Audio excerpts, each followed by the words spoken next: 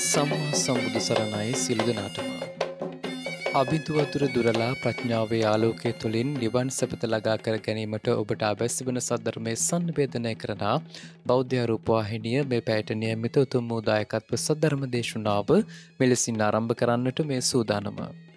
සද්ධර්ම දේශනා පවත්වන්නට අප කෙරේ මහත් අනුකම්පාවෙන් මේ ධම්සභා මණ්ඩපයට වැඩම කොට වදාළ පූජ්‍යපාද කොරළයාගම සරණතිස්ස ගෞරවනීය ස්වාමීන් වහන්සේ අපි සියලු දෙනාම එක්ව සාදුනාද පවත්වා පිළිගනිමු. සාදු සාදු සාදු. ගම්පහ සිරිදෙරණවත්ත යක්කල පදිංචි පී.කේ. මාධව මදුසංක මහතා ඇතුළු පින්වත් පිරිසයි උතුම් වූ සද්ධර්ම දේශනාව මෙලෙසින් මුළු ලෝකයටම සංනිවේදනය කරන්නට පින්බර දායකත්වය ගැන කටයුතු කරන්නේ. එසේනම් අප කෙරේ මහත් අනුකම්පාවෙන් මෙතෙන් සිට සද්ධර්ම දේශනා පවත්වන්නට ගෞරවනීය ස්වාමීන් වහන්සේට ආරාධනා කරනවා. සමන්ත චක්කවාලේසු අත්‍රා ගච්ඡන්තු දේවතා සද්ධම්මං මුනි රාජස්ස සුනන්තු සග්ග මොක්ඛදං ධම්මස්සවන කාලෝ අයං බදන්තා ධම්මස්සවන කාලෝ අයං බදන්තා ධම්මස්සවන කාලෝ අයං බදන්තා නමෝ තස්ස භගවතු අරහතු සබ්බ ධම්මේසු අප්පටිහත ඥානචාරස්ස දස බලධරස්ස චතු වේසාරජ්‍ය විසරදස්ස සබ්බ සත්තුත්තමස්ස ධම්මිස්ස රස්ස ධම්ම රාජස්ස ධම්මස්සාමිස්ස තථාගතස්ස සබ්බඤුනෝ සම්මා සම්බුද්දස්ස නමෝ තස්ස භගවතු අරහතු සබ්බ ධම්මේසු අප්පටිහත ඥානචාරස්ස දස බලධරස්ස චතු වේසාරජ්‍ය විසරදස්ස සබ්බ සත්තුත්තමස්ස ධම්මිස්ස රස්ස ධම්ම රාජස්ස ධම්මස්සාමිස්ස තථාගතස්ස සබ්බඤුනෝ සම්මා සම්බුද්දස්ස නමෝ තස්ස භගවතු අරහතු සබ්බ ධම්මේසු අප්පටිහත ඥානචාරස්ස දස බලධරස්ස චතු වේසාරජ්‍ය විසරදස්ස සබ්බ සත්තුත්තමස්ස ධම්මිස්ස රස්ස ධම්ම රාජස්ස ධම්මස්සාමිස්ස තථාගතස්ස සබ්බඤුනෝ සම්මා සම්බුද්දස්ස. සද්ධර්ම ශ්‍රාවක කාරුණික ගුණගරුක බෞද්ධ පින්නතුනි, බොහෝම ශ්‍රද්ධාවෙන් යුක්තව සියලු දෙනාම සූදානම් වෙන්නේ තිලෝගුරු ශාන්තිනායක සම්මා සම්බුදුරජාණන් වහන්සේ විසින් ලෝක සත්වයන් පිළිබඳව අසීමිත දයාවෙන් මහත් වූ කරුණාවෙන් අවබෝධ කරගෙන දේශනා කොට වදාළ පරම ගම්බීර වූ ශ්‍රී සද්ධර්ම රත්නයෙන් බොහෝම පුංචි කොටසක් දේශනා කරවගෙන ධර්ම ගෞරවයේ පෙරදරි කරගෙන දේශනාගත ධර්මයේ ශ්‍රවණය කරන්නත් එසේ ධර්ම ශ්‍රවණය කිරීමෙන් ලැබෙන අවවාද අනුශාසනා තම තමන්ගේ ජීවිතවලට එකතු කරගෙන වඩාත් නිවැරදි මෙලව ජීවිතයක් සකස් කරගන්නත් ඒ තුලින් සුගතිගාමී වූ පරලොව ආයති භවයකින් සැනසෙන්නත් අවසානයේ ප්‍රාර්ථනා කරන බෝධියෙන් සැප සහිත ප්‍රතිපදාවකින් උතුම් චතුරාර්ය සත්‍ය ධර්මය අවබෝධ කරගෙන මේ සංසාරයෙන් එතර වීමේ ප්‍රාර්ථනාවත් ඇතුවයි ධර්ම ශ්‍රවණය කරන්න සූදානම් වෙන්නේ. ඒ උතුම් බලාපොරොත්තු උතුම් ප්‍රාර්ථනා එලෙසින්ම මුදුන්පත් කර ගැනීම සඳහා මේ උතුම් ධර්ම දානානිසංසයත් ධර්ම ශ්‍රවණානිසංසයත් ඒ වගේම තම තමන්ගේ ජීවිත කාලය තුල රැස් කරගත්ත අනෙකුත් උදාරතර පුණ්‍ය ධර්මයන්ගේ ආනිසංසයත් හේතු වේවා කියලා ප්‍රාර්ථනා කරමු. පින්නතුනි, අද ධර්ම දේශනාවේ මාතෘකාව හැටියට මම යොදා ගන්න කල්පනා කළේ අපේ තිලෝගුරු සම්මා සම්බුදුරජාණන් වහන්සේ ශ්‍රී මුඛයෙන් දේශනා කොට වදාළ තවත් අති උතුම් ගාථා රතනයක්. නත්ති රාග සමෝ අග්ගී නත්ති දෝෂ සමෝ ගහූ නත්ති මෝහ සමං ජාලං නත්ති තණ්හා සමා නදී කියන මේ ගාථා රත්නයේ සරල තේරුම තමයි නත්ති රාග සමෝ අග්ගී. රාගය හා සමාන වූ ගින්නක් නැහැ. නත්ති දෝෂ සමෝ ගහූ ද්වේෂය හා සමාන දැහැ ගැනීමක් නැහැ. නත්ති මෝහ සමං ජාලං මෝහය හා සමාන දැලක් නැහැ.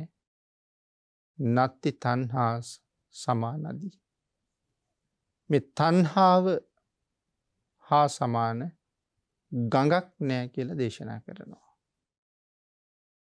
එතකොට භාග්‍යවතුන් වහන්සේ මේ ගාථා රතනයේ දේශනා කොට වදාළේ බණ අහන්න ආපු උපාසකවරු 5 දෙනෙක් දක්වපු ඉරියව් 5ක් පදනම් කරගෙන භික්ෂූන් වහන්සේලා අහපු ප්‍රශ්නකට උත්තරයක් දෙන්න. අපේ බුදුරජාණන් වහන්සේ එක දවසක් ධර්ම දේශනා කරන තැනට බණ අහන්න ආව තරුණ උපාසකවරු 5 දෙනෙක්. විශාල පිරිසක් ධර්ම ශ්‍රවණය කරමින් ඉන්නවා. භාග්‍යවතුන් වහන්සේගේ ශ්‍රී මුඛ ධාතුවෙන් අමා ගඟ ගලනවා වගේ දහම් ගලාගෙන යනවා. මේ බණ අහන්න ආපු විශේෂ 5 දෙනෙක් විවිධ ඉරියව් 5ක් ප්‍රදර්ශනය කළා. පළවෙනි එක තමයි එක්කෙනෙක් බණ අහන තැන වාඩි වෙලා මද වේලාවකින් හොඳට නිදාගත්තා. තව එක්කෙනෙක් බණ අහන තැන වාඩි වෙලා මේ ඇඟිල්ලෙන් පොළව හාර ඉන්නවා. තවත් එක්කෙනෙක් ළඟ තිබුණ ගහක අත්තක් අල්ලගෙන මේ අත්ත හොලව ඉන්නවා. තව එක්කෙනෙක් නිතරම බණ අහන තැනින් බැහැරට ගිහිල්ලා අහස දිහා බලනවා. තවත් එක්කෙනෙක් හිටියා. එයා මනාව බිම් බලාගෙන භාග්‍යවතුන් වහන්සේගේ දේශනාව ඉවර වෙනකන් මනවින්ම බණ ඇහුවා. ඉතින් මේ සිදුවීම දිහා මනාව විමසිල්ලෙන් බලාගෙන හිටපු භික්ෂුන් වහන්සේලා පස්සේ බුදුරජාණන් වහන්සේගෙන් අහනවා, ස්වාමීනි භාග්‍යවතුන් වහන්සේ ශ්‍රී මුඛ ධාතුවෙන් දේශනා වෙන ධර්මය හරියට අහස් ගඟ ගලනවා වගේ අතුරු සිදුරු නැතුව එක දිගටම ගලාගෙන එනවා. ලෝක සත්වයාගේ නිවන් දොර විවෘත කරමින් අපාය දොර වහමින් භාග්‍යවතුන් වහන්සේ මේ තරම් පැහැදිලිව ධර්ම දේශනා කරනකොටත් ස්වාමීනි අර 5 දෙනාගෙන් 4 දෙනෙක් මොනවද කළේ කියලා අහනවා. එතකොට බුදුරජාණන් වහන්සේ අහනවා, මහණෙනි ඒගොල්ලෝ කවුද කියලා අඳුරන්නේ නැද්ද කියලා. නෑ ස්වාමීනි, අඳුරගත්තේ නෑ කියලා කියනවා. ඊට පස්සේ අපේ භාග්‍යවතුන් වහන්සේ පැහැදිලි කරලා දෙනවා, මහණෙනි බණ අහන තැන නිදාගත්ත කෙනා මතකද කියලා. මතකයි ස්වාමීනි. ආත්ම භාව 500ක් එක දිගටම ඉපදිලා තියෙන නයික් වෙලා. ඉතින් ණයාගේ පුරුද්ද තමයි හැම වෙලාවෙම දරණ මත ඔළුව තියාගෙන නිදාගන්න එක. ආත්ම භාව 500ක පුරුද්ද තමයි මේ තියෙන්නේ. එතකොට භාග්‍යතුන් වහන්සේගෙන් භික්ෂුන් වහන්සේලා අහනවා ස්වාමීනි එක දිගටම ආත්ම 500ක් ණයෙක් වුණාද? නැත්තම් වරින් වර ණයෙක් වුණාද කියලා. සඳහන් කරනවා මහණෙනි. ඔවුන් මනුස්ස ලෝකේ ඉපදිච්ච වාරත් සීමාවක් නැහැ. තිරිසන් ලෝකේ ඉපදිච්ච වාරත් සීමාවක් නැහැ. නිරයේ ඉපදිච්ච වාර, പ്രേත අසුර ලෝකවල ඉපදිච්ච වාරත් සීමාවක් නැහැ. නොඑක් අවස්ථාවන් වල නොඑක් ආත්ම භාවවල ඉපදුනා. සිය දහස් වර ලක්ෂ ගණන් කෝටි ගණන් වාරවල විවිධ ආත්මවල ඉපදුනා. ඔය අතරේ මනුස්ස ලෝකෙත් ඉපදුනා.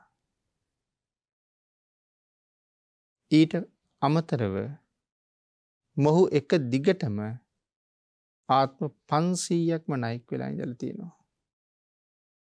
ඒ මේ ජීවිතයට ආසන්න කාලේ. ආන්ගේ පුරුද්ද නිසායි මේ බණ අහන තැන නිදාගන්නේ. ඊට පස්සේ දෙවණියෙක් කෙනා. මහ පොළොව හාර හිටපු කෙනා. එයා ගැන දේශනා කරනවා මහණෙනි ආත්ම භාව 500ක්ම ඉපදිලා තියෙන ගැඩවිලෙක් වෙලා. ඉතින් ස්වාමීනි එක දිගටමද කියලා අහපුවාම අර කලින් ලබා දුන්න උත්තරේම ලබලා දීලා මේ ආත්මයට ආසන්න කාලයක දිගටම ආත්ම 500ක්ම ඉඳලා තියෙන්නේ ගැඩවිල්ල ආත්මික. ඒ පුරුද්දට තමයි තාමත් මේ මහ පොළොව හාරන්නේ. අනිත් එක්කෙනා නැගිටලා ගිහිල්ලා ළඟ තියෙන ගහක අත්තක් හොලව ඉන්නවා. ආත්ම භාව 500ක් එක දිගටම ඉපදිලා තියෙන වඳුරු කුලේ. ඒ පුරුද්ද තමයි මේ තියෙන්නේ. අනිත් එක්කෙනා නිතර අහස දිහා බලනවා. නැකත් තරු දිහා බල නක්ෂත්‍රය කරපු කෙනෙක් ආත්ම 500ක්ම. අනිත් කෙනා මනාව බණ ඇහුවා. ආත්ම භාව 500ක් එක දිගටම වේද ශාස්ත්‍ර වේද මන්ත්‍ර හදාරපු නිසා ඒ වේදය ප්‍රගුණ කරගන්න කටපාඩම් කර දරාපු ප්‍රයත්නයේ ප්‍රතිඵලයක් හැටියට මේ ජීවිතෙත් බණක් අහන්න ගියත් හැම එකක්ම වචනයෙන් මනාව සංසන්දනය කර තමයි බණ අහන්නේ. ඒ හින්දා ඔහු නිවැරදිවම බණ ඇහුවා. දැන් ඔන්න 5 දිනක් බණ අහන තැන දක්වපු ඉරියව් 5ක්.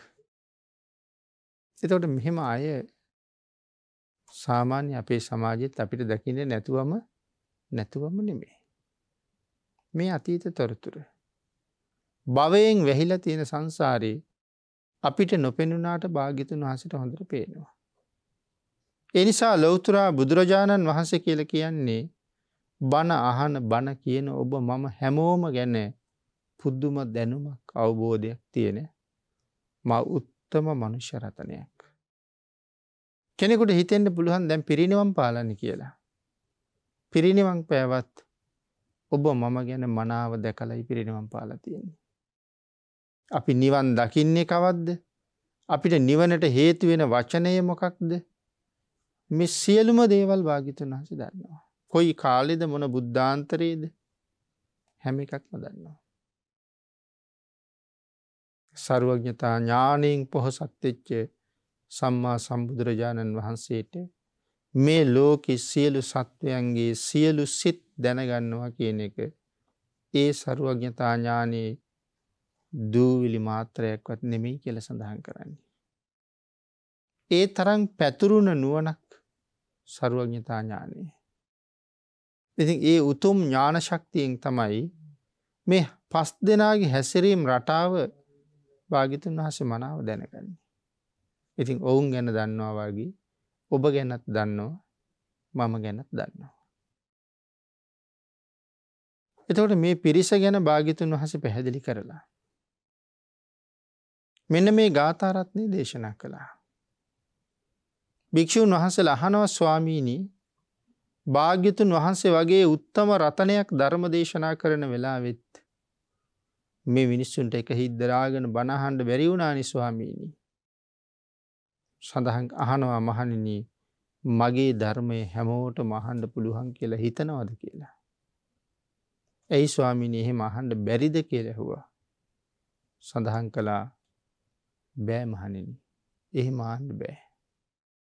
මේ ලෝකේ බුද්ධ ධම්ම සංඝ කියන මේ වචන තුන පරම දුර්ලභ වචන තුනක්. අද අපිට ඒකේ ලොකු දුර්ලභ බවක් පේන්නේ නැත්තේ ඇයි? අපිට නිතරම තුනුරුවන් කියන වචනේ ඇහෙනවනේ. නමුත් මේ ලෝකේ මහා කල්ප ගණන් ගෙවිලා යනවා බුද්ධ කියලා වචනයක් දන්නේ නැහැ කවුරුවත්. ධම්ම සංඝ කියලා වචනයක් කවුරුවත් දන්නේ නැහැ. ඒ හින්දා පරම දුර්ලභයි තුනුරුවන්. මහණෙනි තෙරුවන් නැති දුර්ලභ මේ සංසාරේ. නොඑක් ආත්මවල ඉපදිලා ඔවුන් ජීවිතය ගත කළේ නිෂ්ප්‍රයෝජන වචන කී. මටත් වැඩක් නැති. අනුන්ටත් වැඩක් නැති. අල්ලාප සල්ලාප කියව පරුස වචන කිය කේලම් කියමින් බොරු කියමින් ගත වුණ කාලෙම වැඩි මේ සංසාරේ. වැඩියෙන් ප්‍රගුණ කරලා තියෙන්නේ ඒ කාරණාව. ආන් ඒ කාරණාව වැඩියෙන් ප්‍රගුණ කරලා නිසා අදත් බණ අහන්න එක තැනකට වෙලා ඉන්න පුළුවන් කමක් නැහැ. ඉන්න දේශනාවක් අහන්න ගියාම නැගිටිනවා යනවා. එහෙම නැත්නම් තව කෙනෙක් බණ අහන්නෙම නැහැ ළඟ ඉන්න කෙනෙක් එක කතා බහ කරනවා. මිනිසුන්ට බණ අහලා පුරුද්දක් නැහැ සංසාරේ. කිසියම් වෙනත් ක්‍රියාකාරකමක යෙදෙන්නම තමයි උත්සාහ කරන්නේ. ඉතින් මේකින්ද දේශනා කළා මේ හැමෝටම බණ අහන්න බෑ මහන්නේ. බණ අහන්න සංසාරේ කරගත්ත ලොකු පිනක් තියෙන්න ඕනේ. කියන කාරණාව පැහැදිලි කරමින් අපේ භාග්‍යතුන් වහන්සේ අර මාතෘකා කරගත්ත ගාථා රතනේ දේශනා කොට වදාලා. නත්ති රාග සමෝ අග්ගී. මොකද්ද මේකේ තේරුම?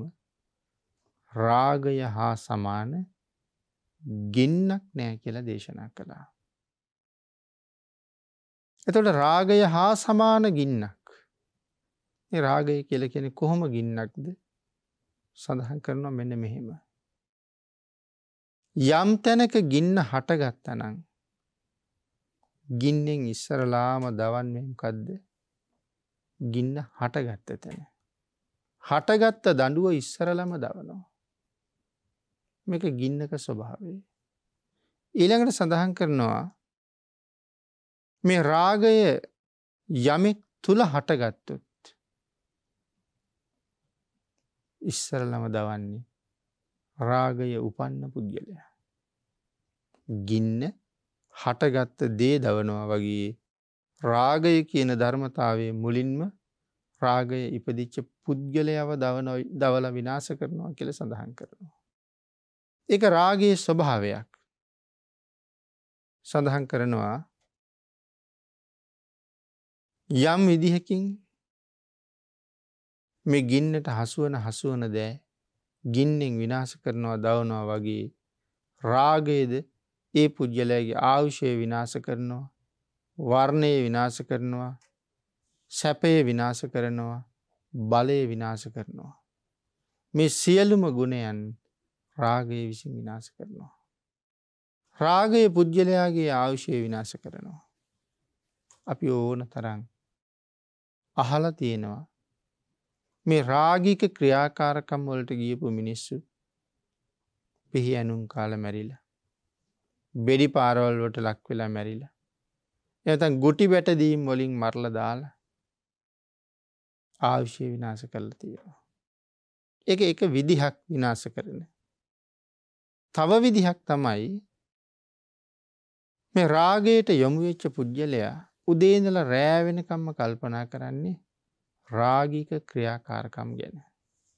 ඒ කියන්නේ යමෙක් පිළිබඳව හිත බැඳගෙන ඔහු ඇය මුණ ගැහෙන්නේ කොහොමද? කතා කරන්නේ කොහොමද? තමන්ගේ අවශ්‍ය දේවල් යෝජනා කරන්නේ කොහොමද? බාධාවක් නැතුව ඒ දේවල් මුදුන්පත් කරගන්නේ කොහොමද? ඒ සඳහා කටයුතු කළ යුත්තේ මොනවද? කොයි ආකාරයෙන්ද? රෑ දවල් තිස්සෙම මේක තමයි ඔළුවට නැගෙන්නේ. ඉතින් එතකොට ඔහුට වෙන පිනක් දහමක් කරගන්න හිතට එන්නේ නැහැ. විවේකයක් ඉඩක් කඩක් ලැබුණද තැනක තනි වෙලා රාගික අරමුණක් එක්ක ජීවත් වෙන්න ඔහු හරි කැමතියි. හැබැයි දන්නේම නැහැ ඔහුගේ ජීවිතේ ආයුෂය ගෙවිලා යනවා. කළ යුතු දේවල් නෙමෙයිනේ කරන්නේ. සීලයක් රැකගෙන ගුණයක් දියුණු කරගෙන දාන ආදී පින්කම් කරගෙන සංසාරයෙන් එතර වෙන්න මේ කාලේ යොදා ගන්න කියලා කොච්චර අනුශාසනා කරලා තිබුණත් මේ ලෝකේ භාග්‍යතුන් වහන්සේගේ අනුශාසනාවට ගරු කරන අය ඉන්නේ පින්නතුනි සීමිත පිරිසයි. මොකද මේ අනුශාසනාවට ගරු කරන්න, මේ අනුශාසනාවට සවන් දෙන්න, මේක ජීවිතයට බද්ධ කරගන්න සංසාරේ සුළුපටු පිනක් තිබිලා බෑ.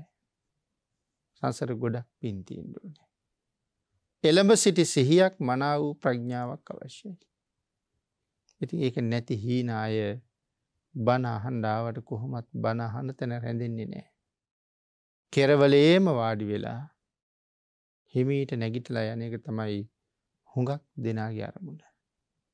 ඒ සඳහන් කළේ ගෙවල් දොරවල් වල ධර්මදේශනා පවත්වනකොට, විහාරස්ථානවල එලි මහනේ ධර්මදේශනා පවත්වනකොට බණ අහන්න හුඟක් අය කැමති එළියට වෙලා ඉන්නේ. මොකක්ද අරමුණ? කැමති වෙලාවක නැගිටලා යන්න පුළුවන්. එතකොට බණ අහන්න එන්නේ ඒ පිළිබඳව ශ්‍රද්ධාවක් කැමැත්තක් ඇතුව නෙමෙයි. යා යුතු නිසා, නැත්නම් එන්න කියපු නිසා, ඇතුලේ ඉඩ මඩි නිසාත් එළියේ ඉන්න පුළුවන්. නමුත් මේ පිරිස බලාපොරොත්තු වෙන්නෙම මග ඇරලා යන්න. දුරකථන ඇමතුම් එනවා නිමක් නැහැ. ඒවට කතා කරන්න ඕනේ. ඒක ඉතින් පුදුමාකාර ධර්ම ගෞරවයක්. මේ ලෝකේ බණ පදයක් අහනවට වඩා වෙන අහන්න වටින හොඳ පදයක් කොහෙවත් නැහැනේ. එතකොට බණ පදයක් අහහා ඉන්න වෙලාවේ අපි තව කතාවකට කන් දෙනවා කියලා කියන්නේ මගේ නිවනට හේතු වෙන ධර්ම කාරණාව මම අර වෙන වැඩක ඉන්න වෙලාවේ මේ දේශනාව තුළින් මගහැරලා යනවා. මට ඒ දහම් කාරණාව අය කවද හම්බ වෙයිද දන්නේ නැහැ. ඒකනේ සඳහන් කළේ මේ ලෝකේ යම් තරම් පිරිසක් ජීවත් වෙනවද ඒ සියලු දෙනාගේම නිවනට හේතු වෙන පදය මේ දේශනාව ඇතුලේ තියෙනවා කියලා. කොතන හෝ දේශනාවක් ඇතුලේ තියෙනවා ඒක මිත්‍ර පිටකේ. අන්න ඒක දැනගන්න ඕන නිසා බණක් අහන්න ගියහම සුතා දතා වචසා ಪರಿචිතා මනසානුපෙක්කිතා දිට්ඨියා සුප්පටි විද්‍යා කියන මේ ආකාර පහ යටතේ බණ අහන්න ඕනේ. ඉතින් මනාව ශ්‍රවණය කිරීමක්. ඒ ශ්‍රවණය කිරීම තුළ මගේ ජීවිතේ වෙනස් කරන හැරවුම් ලක්ෂ්‍යය.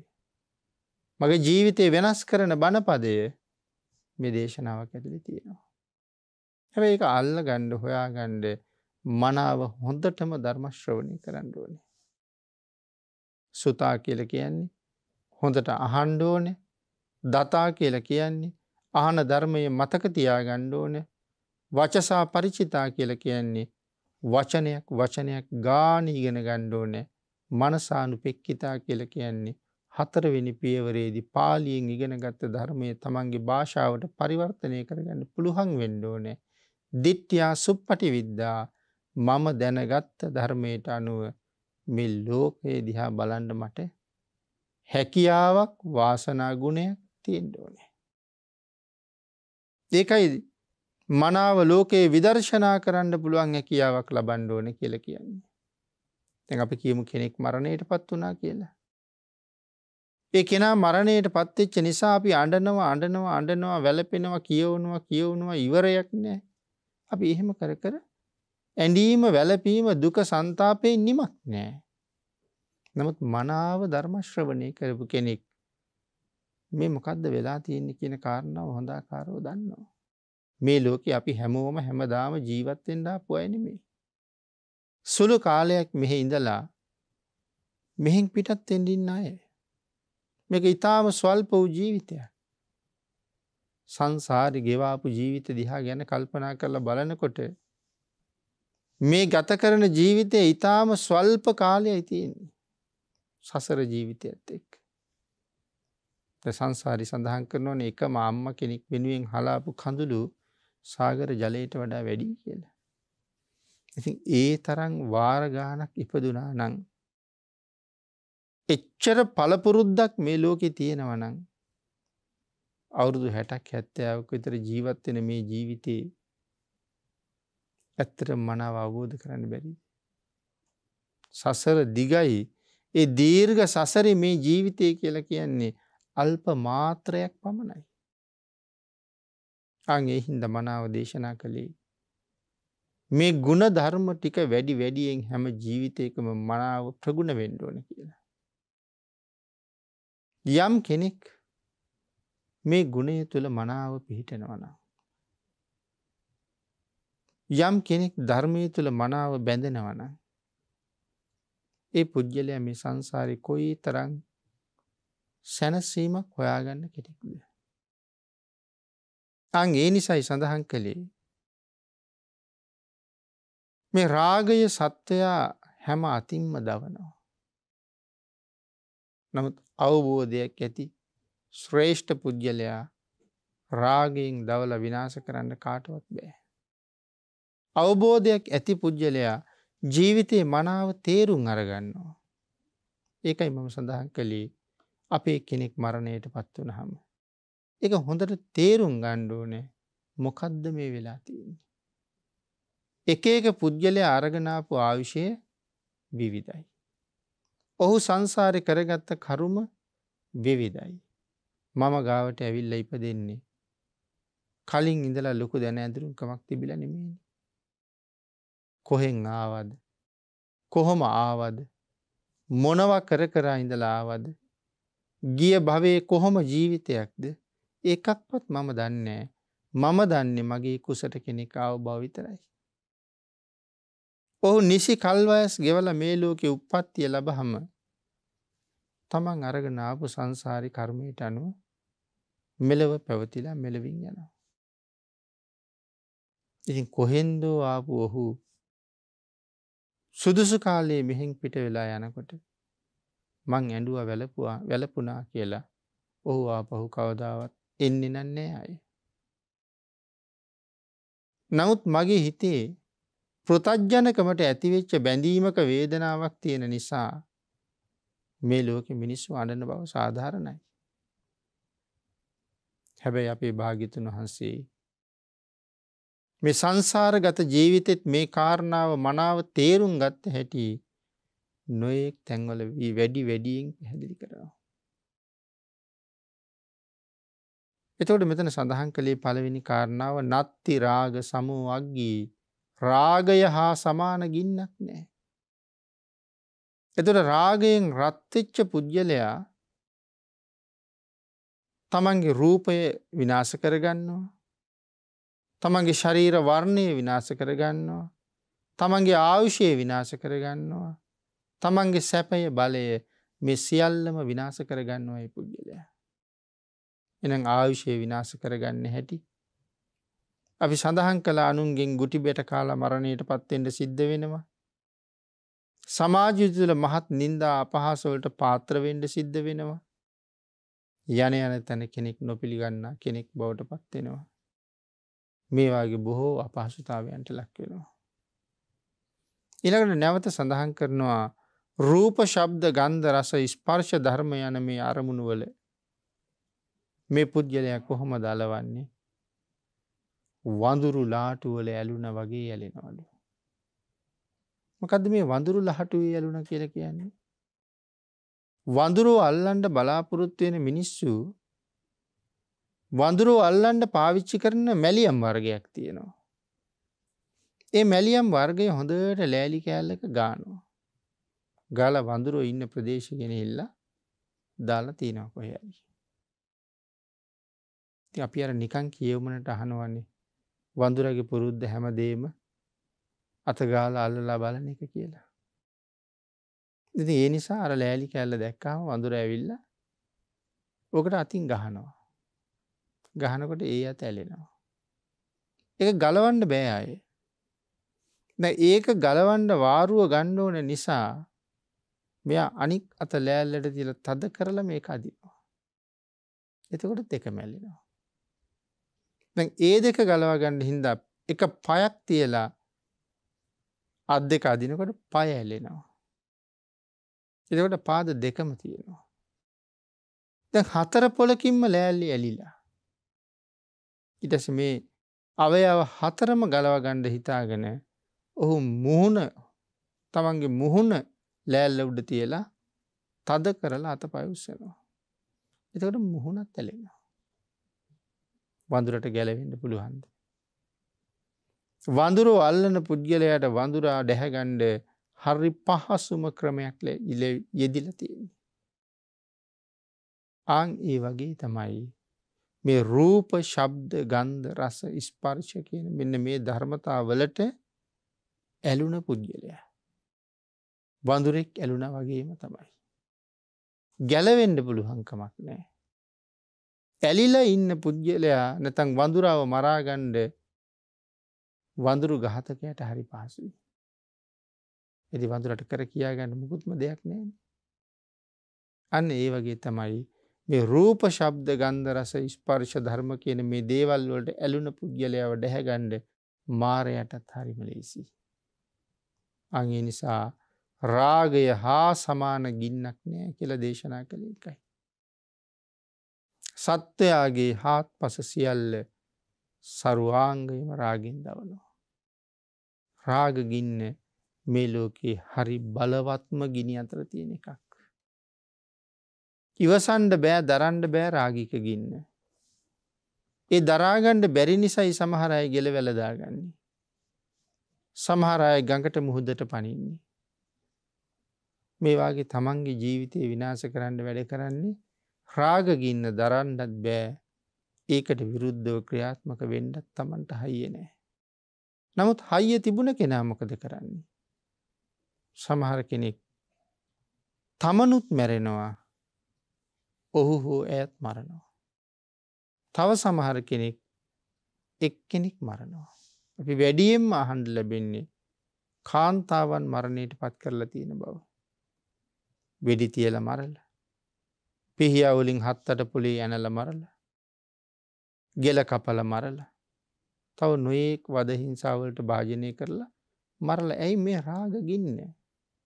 කාලයක් තිස්සේ මගෙත් එක්ක ජීවත් වුණ හැටි, මගෙත් එක්ක කතා බහ කරපු හැටි, මගෙත් එක්ක උසුළු විසුළු කරපු හැටි, මගෙත් එක්ක ගමන් බිමන් ගියපු හැටි, ඒ දේවල් මතක් කර කර දැන් මගෙත් එක්ක ජීවත් වුණ විදිහට තවත් කෙනෙක් එක්ක ඉන්නවා ඇති කියලා කල්පනා වෙනකොට තමයි මේ ගින්න බුර බුරා නැගෙන්න පටන් ගන්නවා. ඒ වෙලකට හොඳද නරකද කියන කාරණා එකක්වත් ඔලුවට එන්නේ නැහැ. වරක් දෙකක් කතා කරනකොට එහෙන් ලැබෙන වචන බොහොම සරපරුස නම් ඉතින් මරාගෙන මැරෙනවා කියන තැනට තමයි යන්නේ. නමුත් යථාර්ථයට යන්නේ නැහැ. අන්න ඒක නිසා තමනුත් වෙනසෙනවා, අනුනුත් වනසනවා. රාගික ගින්නේ ස්වභාවය. ඒකයි භාග්‍යතුන් වහන්සේ දේශනා කරන්නේ මේ හා සමාන තවත් ගින්නක් නැහැ කියලා. ඊළඟට දේශනා කරනවා නත්ති දෝෂ සමෝ ගහෝ. ද්වේෂය හා සමාන දැහැ ගැනීමක් නැහැ. දැහැ ගන්නවා කියලා කියන්නේ පැහැර ගන්නවා කියන අර්ථය. දැන් සමහර වෙලාවට සතෙක් මොනවා හරි දැහැගෙන යනවා. සුනකෙක් කපලා තියෙන මස් ටිකක් අරගෙන යනවා. උගුස්සෙක් මස් කැටියක් අරගෙන යනවා. තවත් සතෙක් අපි මොනවා හරි තියලා තියෙන දෙයක් දැහැගෙන හොරින් අරන් යනවා. වඳුරෙක්, රිලෙවෙක් අපි තියලා තියෙන පළතුරු ගෙඩියක් හරි අපිට හොරින් බොහොම වේගෙන් දැහැගෙන අරන් යනවා. හැබැයි මේ දැහැ ගැනීමට වඩා ද්වේෂයේ දැහැ ගැනීම හරි භයානකයි කියනවා. මොකද මේ සිංහයෙකුට, කොටියෙකුට, වලහෙකුට වාගේ සතෙකුට නමුත් යමෙක් දැහැගන්න බොහෝ කල් ගත වෙනවා. පහසුවෙන් දැහැගන්න බෑනේ. ඉතින් කලාතුරකින් තමයි එවන් සතෙක් යමක් දැහැගන්නේ. හැබැයි ඒ වාගේ නෙමේ මේ ද්වේෂය ගත වෙන මොහොතක් පාසා මගේ හිතේ තියෙන ගුණධර්ම ටික දැහැගන්නවා. කේන්ති ආපුවාම කතා කරන්නේ කාටද? බනින්නේ කාටද? කරන්නේ මොනවද? කියන්නේ මොනවද? මේ එකක්වත් මතක නෑනේ. සමහරලාට තමන්ගේ අම්මට තමයි දරුණුසේ බැනගෙන ගිහිල්ලා තියෙන්නේ. කරගත් අකුසලයේ සුළුපටුද? නමුත් කේන්තිය නිසා නෙමේද මේ වැරදුනේ? සමහරලාට භික්ෂූන් වහන්සේ නමකටයි බැනලා තියෙන්නේ. පස්සේ කේන්තියේ නිමුණහම කල්පනා කරන අපරාධි මම කරගත්ත දේ කියලා. මේ වාගේ කාරණාවලට ධර්මයේ හරියට උදාහරණ තියෙනවා. ඉතින් එහෙම උදාහරණ පැහැදිලි කර සාකච්ඡා කරන්න තරම් කාලයක් අපිට නෑ. තර ජටිල සිටුතුමාගේ කතාවෙත් ඒකනේ කියන්නේ. පෙර භවයක රංකරුවෙක් ජටිල කියන්නේ. මේ ජීවිතේ තමා ජටිල. පෙර භවයක රංකරුවෙක්. කාශ්‍යප බුදුරජාණන් වහන්සේගේ ධාතුන් වහන්සේලා තැන්පත් කරලා හදන රත්තරන් චෛත්‍යයට අවශ්‍ය රං ගඩොල් මදි. එන්න චෛත්‍යයේ වැඩ ඇන හිටලයි තියෙන්නේ. රහතන් වහන්සේ ඇවිල්ලා කරුණු කාරණා අහලා රත්තරන් නැති නිසායි මෙහෙම වුණේ. කියහම එනම් මං රං හොයලා දෙන්නම් කියලා. ගයක් ගානේ ගිහිල්ලා කියනවා උඹලගේ ශාස්ත්‍රූන් වහන්සේගේ සෑය තනන්න රණින් ගත්ත ගඩොල් මදි. කොහොම හරි රං රිදී එකතු කරලා දෙන්න කියලා. එහෙම කියාගෙන රංකරුවගේ ගෙදර යනවා. යනකොට රංකරුවා බිරිඳත් එක්ක රණ්ඩුවේ වී ඉන්නේ. රහතන් වහන්සේ ඇවිල්ලා කතා කළා. කතා කරලා කියනවා චෛත්‍යයේ වැඩ නිමා කරගන්න රණින් උපකාරයක් කරන්න කියලා. කේන්ති ගිහිල්ලානේ හිටියේ ජටිලට. ජටිලේත් එක්කම කිව්වා උඹලගේ බුදුන් උඹලම බලාගනින්න කියලා. හැබැයි බිරිඳ සිහියෙන් හිටියේ. බිරිඳ අහනවා මගෙත් එක්ක තියෙන වෛරයට කේන්තියට ශාස්ත්‍රුන් වහන්සේට නේද බැන්නේ කියලා. එතකොටම සිහිය ඉපදුනා. රහතන් වහන්සේ ළඟට දුවලා ගියා. ගිහිල්ලා කියනවා ස්වාමීනි මං ගතින් වරදක් වුණාද? සුළුපටු නෙමේ බරපතල වරදක් වුණා.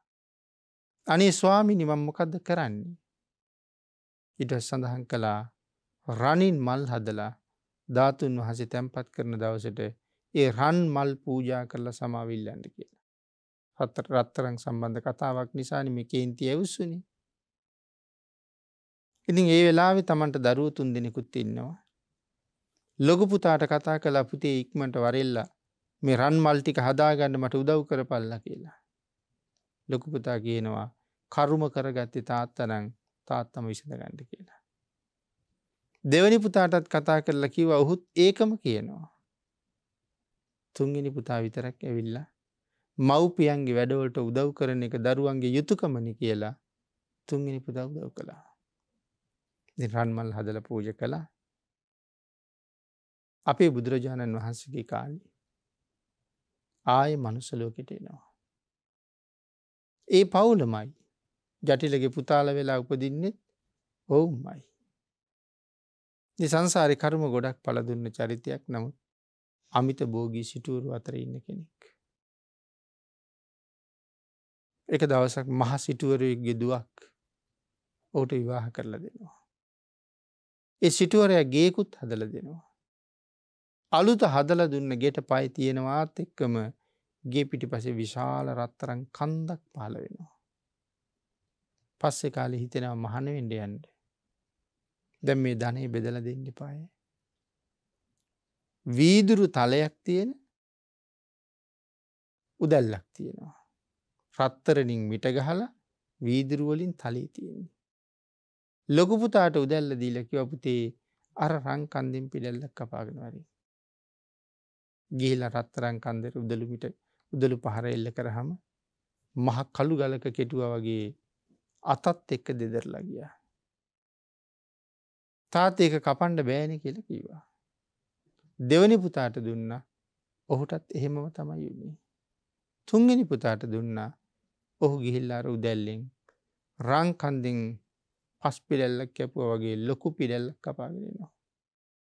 තාත්තා කියනවා පුතේ මේ රං කන්ද පහළ වෙලා තියෙන කාගේවත් පිනට නෙමෙයි උඹේ මගේ පිනට. එහෙනම් මම මහාන වෙන්න යනවා.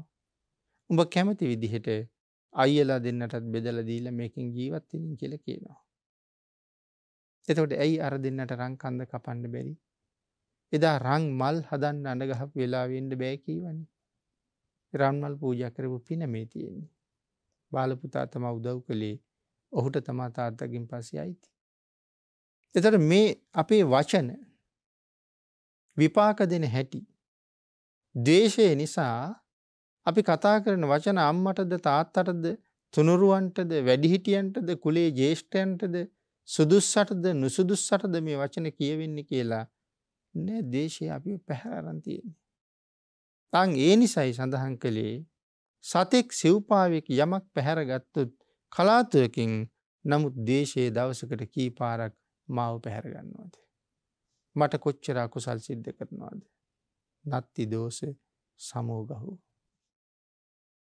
ඊළඟට සඳහන් කළේ නත්ති මෝහ සමං ජාලං. මෝහය හා සමාන දැලක් නෑ. මෝහය කියන්නේ මොකද්ද? අඥානකම. මුලාව, මෝඩකම මෝහය කියලා හඳුන්වන්න පුළුවන්.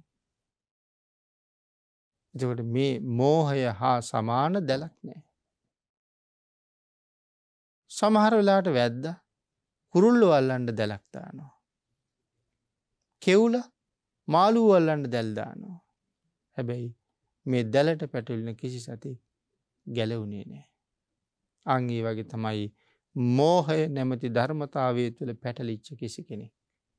මෝහය කියන්නේ මුලාව මෝඩකම කියන අර්ථයෙන්නේ. ඒකෙන් ගැලවෙන්නේ නෑ ලේසියෙන්.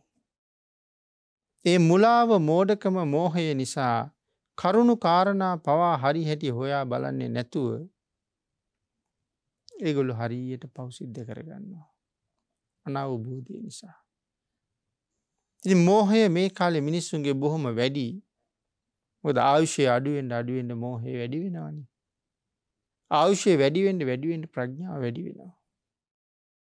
ආයුෂය අඩුවෙන් මිනිස්සුන්ගේ තණ්හාව වැඩි වෙනවා. මෝහය වැඩි වෙනවා. අන්න ඒ තරම් මෝහය නැමැති ධර්මතාවය මේ පුද්ගලයා මේ සංසාරේ ඇදලා බැඳලා තියා ගන්නවා. ඒ මුලාව මෝඩකම නිසානේ. කරුණු කාරණා කර්මයේ ඵලයේ විශ්වාස කරන්නේ නැතුව ඕන තරම් අකුසල් කරගන්නේ. කියන්නන් වාලි කියනවා. අනුන් කියපු නිසා කියනවා. කරුණු කාරණා මොකවත් දන්නේ හොයන්නේ. අසීමාන්තික පව් රැස් කරනවා සංසාරේ දීර්ඝ කාලයක් ගැලවෙන්න බැරි වෙන්න. ඔය පහුගිය කාලේ භාග්‍යතුන් වහන්සේ වෙනුවෙන් කරන සම්බුද්ධ පූජාව පවා විවේචනය කර කොයිතරම් අදහස් දැක්කද? නමුත් කෙනෙක් යමක් කියහම ධර්මයේ කොහොමද තියෙන්නේ? ධර්මයේ කොතනද කියලා තියෙන්නේ? මොකවත් නෑ අහන්නේ. කොතනද බුද්ධ පූජාව තියන්නේ කියලා භාග්‍යතුන් වහන්සේ දේශනා කළේ කියලා. එහෙම තැන් කොයි තරම් මේ ධර්මයේ තුල තියෙනවද? ඒකට භාග්‍යතුන් වහන්සේ අවස්ථාව පෙන්නපු තැන් කොච්චර තියෙනවද? ඉතින් මෝහය මුලාව නිසා හොයන්නේ බලන්නේ නැති දේශසිතින් තමයි පිළිතුරු සපයන්නේ. භාග්‍යතුන් වහන්සේට බුද්ධ පූජාව කරන්න පටන් ගත්තේ මේ ශාසනයේ 3 වෙනි ශ්‍රාවකයා මහා කාශ්‍යප මහ රහතන් වහන්සේ. අවුරුදු 7යි මාස 7යි දවස් 7ක් බුද්ධ පූජාව කරනකොට ශක්‍ර දේවේන්ද්‍රයන් වහන්සේ තමයි ඇවිල්ලා කියන්නේ ස්වාමීනි මේ ධාතුන් වහන්සේලා අපි තැන්පත් කරමු කියලා. ඇයි මහරජා එහෙම කියන්නේ කියලා අහපුවාම 7 අවුරුදු 7 මාසයයි 7 දවසක් මිත්‍යා දෘෂ්ටිකයෝ ගියේම අවීචිත කියලා කියන්නේ. ඉතින් ඒ නිසා තමයි පස්සේ මහ පොළොව යට මාලිගාවක් හදලා ධාතුන් වහන්සේලා තැන්පත් කළේ. ධර්මාශෝක රජු ඉන් පස්සේ තමයි නැවතේ ධාතුන් වහන්සේලා ගොඩ අරගෙන ලෝකෙට බෙදුවේ. මේ මෝහය වැඩි වෙච්චහම හරි වැරදි මුකුත් පේන්නේ නැහැ. ඔහේ කියවලා පව් සිද්ධ කරගන්නවා. අන්තිමට සඳහන් කරනවා නත්ති තණ්හා සමානති. මේ තණ්හාව කියන ගඟ කවදාවත් පිරෙන්නේ නැහැ. මේ ලෝකේ තවත් නොයෙක් ගංගා තියෙනවා. මේ ගංගා ඕන තරම් ලෝකෙ තියෙනවා. අපි මේ කාරණාව පැහැදිලි කරන්න ඔය ගංගා යමුනා අචිරවතී සරබූ මහී ආදී මහා පංච මහා ගංගා ඇතුළු මේ හැම ගඟක්ම කාලෙකට කටගාවට පිරිලා ගලනවා. සමහර කාලෙට කටින් උතුරලත් යනවා. සමහර කාලෙට මධ්‍යමව ගලනවා. සමහර කාලෙට ජලය ඌනව ගලාගෙන යනවා. සමහර කාලෙක වේලිලාම යනවා. නමුත් මේ තණ්හාව කියන ගඟ වේලෙන්නේ නැහැ කවදාවත්. පිරෙන්නෙත් නැහැ කවදාවත්. මට ඇති කියපු දවසක් නැහැ. තණ්හාව තියෙන නිසා ඇති වුණ දවසක් නැහැ. තණ්හාව වේලුණ දවසකුත් නැහැ. මොකද තණ්හාව වේලිලා ගියා නම් මේ භවයෙන් එතර වෙන්න තරම් මාර්ගය හදා ගන්නවනේ. ඉතින් ඒ හින්දා ඇතිවීමක් නම් නැති නිසා හැමදාම ඕන පූර්ණවම තමයි ගලන්නේ. ඒකයි සඳහන් කළේ නත්ති තණ්හා සමානදී. පිරෙන්නේ නැති තණ්හාව හා සමාන ගඟක් මේ ලෝකේ නැහැ. මේ කාරණා ටික භාග්‍යතුන් වහන්සේ පැහැදිලි කරලා මනාව භික්ෂුන් වහන්සේලාට පෙන්වුවා. සංසාරය ඇති කරගත්ත විවිධ පුරුදු. මේ විවිධ පුරුදු නිසා දීර්ඝ කාලීන වූවා පුරුද්දක් බවට පත් වෙලා තියෙන නිසා ඔවුන් ඒකින් මිදෙන්නේ නැහැ ලේසියෙන්. ධර්මයේ නැති කාලම ලෝකෙ වැඩි. ධර්මයේ නැති කාලවල ඉපදිලා ජීවත් වෙච්ච මිනිස්සු මෝහයෙන් මුලා වෙලා කටයුතු කරපු අය මේ කාලේ ධර්මයේ ලැබිලා තුනුරුවන් පහළ වෙලත් මෝහයෙන් ගැලවෙන්න බැරුව බොහෝ අකුසල් සිද්ධ කරගන්නවා. ඊතර යන අය බොහොම ටිකයි. අන් ඒක නිසා බුද්ධාන්තරයේ ලැබුණත් සසරින් මිදෙන අය බොහොම සුළු පිරිසයි. ඒ සුළු පිරිස අතරට එකතු වෙන්න ඔබත් උත්සාහ කරන්න. නිවැරදිවම භාග්‍යතුන් වහන්සේගේ නිර්මල පර්යාප්තිය හැම කල්හිම අහන්න ලැබිලා නිර්මල පර්යාප්තියට අනුව තමන්ගේ ජීවිතයේ දහමින් පෝෂණය කරගෙන සතර පායාදී දුගතියට යන මාර්ගයේ හැම කල්හිම වහලා දාලා සුගතියෙන් සුගතියට යන්න දොරගුළු විවෘත කරගන්න. බුද්ධාන්තරයකින් බුද්ධ ශාසනයකින් බුදු අනුශාසනාවකින් මඟ හදාගෙන සංසාරි කෙරවල කරන්න කටයුතු කරන්න. ලැබිච්ච ජීවිතයට හොඳ සාධාරණයක් ඉෂ්ට කරන්න. අබුද්ධෝත්පාද කාලයක ඉපදුනත් නිර්මල තිසරණය අවබෝධ වෙන ජීවිතයක් ලබා ගන්න භාග්‍ය වාසනාව ලබන්න මේ උතුම් අවස්ථාවෙන් ප්‍රයෝජන ගන්න රත්නත්‍රී ආශිර්වාදයෙන් ශක්තිය ධෛර්යය භාග්‍ය වාසනාව උදා වේවා කියලා ප්‍රාර්ථනා කරමු. පින්නතුනි අද මේ උතුම් ධර්ම දේශනාවේ ප්‍රධාන දායකත්වයේ දරනු ලබනවා ගම්පහ සිරිදෙරණවත් යක්කල ලිපිනේ පදිංචි පී.කේ. මාධව මදුසංක මහත්මයා විසින්. මදුසංක මහත්මයාගේ උතුම් අරමුණු අතර සිහිපත් කරනවා ඊ타ම ඉක්මන් භවයක ඊ타මත්ම කෙටි කාලයකින් සැප සහිත ප්‍රතිපදාවකින් චතුරාර්ය සත්‍ය ධර්මය අවබෝධ කර ගැනීමටත් ඒ යන ගමනේදී හැම කල්හි උතුම් නිර්මල ධර්මය ශ්‍රවණය කිරීමටත් උතුම් නිර්මල ශ්‍රී සද්ධර්මය දැරීමටත් මේ ධර්ම දානමේ කුසල කර්මයේ හේතු වේවා කියලා බොහොම උසස් ප්‍රාර්ථනාවක් කරනවා. ඒ උදාාර ප්‍රාර්ථනාවන් මුදුන්පත් කර ගැනීම සඳහා අප සිදු කරගත්ත සියලුම කුසල ධර්මයනුත් මේ පින්තුන්ට අනුමෝදන් වේවා කියලා ආශිර්වාද කරමින් උතුම් නිර්මල ශ්‍රී සද්ධර්මයේ ලොවට දේශනා කරන බුද්ධ ශාසනයේ පිනට පහළ වූ දේශකයන්න් වහන්සේලාට මේ පුණ්‍ය ධර්මයන් විශේෂයෙන් අනුමෝදන් වේවා. චිරජීවනයේ නිදුක් නිරෝගී භාවයේ උන්වහන්සේලාට උදා වේවා. ධර්ම මාර්ගයේ සඳහා මෙම පින් සියලු දෙනා වහන්සේලාට හේතු වාසනා වේවා කියලා මහා සංඝරත්නය වෙනුවෙන් ආශිර්වාදයක් කරනවා. 2022 8 වෙනි මාසේ 21 වෙනි දිනට මිය පරලෝ ගිහිල්ලා වසර 4ක් සම්පූර්ණ වෙන ජේ.එන්. ජයසුන්දර මෑණියන් ඇතුළු පවුලේ මියගිය සියලුම ඥාතීන්ට මේ පින් අනුමෝදන් වේවා කියලා ප්‍රාර්ථනා කරනවා. මදුසංක මහත්මයා විසින් පින් අනුමෝදන් කළ සියලු දෙනාටම පින් අනුමෝදන් වේවා. ආශිර්වාද කළ මහා සංඝරත්නය ඇතුළු සියලු දෙනාටම රත්නත්‍රයේ ආශිර්වාදයෙන් නිදුක් නිරෝගී භාවයේ චිරජීවනයේ සැලසේවා. මේ අවස්ථාවට සහභාගී වෙන සියලු දෙනාටම තුනුරුවන්ගේ අනන්ත ආශිර්වාදයෙන් නිදුක් නිරෝගී භාවයේ චිරජීවනයේ සැලසේවා. ඒ වගේම ධර්ම ශ්‍රවණය කරන ලක්වැසි ලෝවැසි සියලු දෙනාටමත් මේ උතුම් සද්ධර්ම දානානිසංසය අනුමෝදන් වේවා. ප්‍රාර්ථනා කරන බෝධියෙන් සැප සහිත ප්‍රතිපදාවකින් උතුම් අමා මහ නිවනින් සැනසෙන්න මේ සියලු දෙනාටම මේ කුසල කර්මයන් හේතු වාසනා වේවා කියලා ප්‍රාර්ථනා කරමි.